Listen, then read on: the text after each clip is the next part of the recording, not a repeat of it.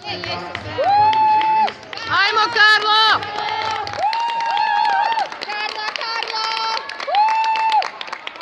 U sljedećem klubu molim da se pripremi mlađa mladež D2, planinska para i starija mladež D2 bez startnog broja.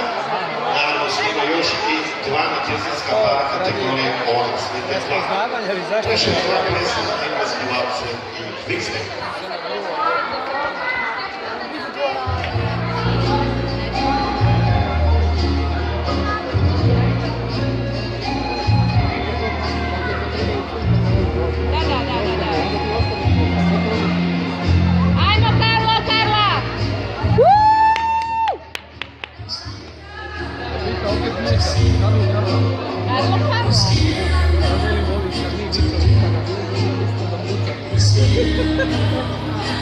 you.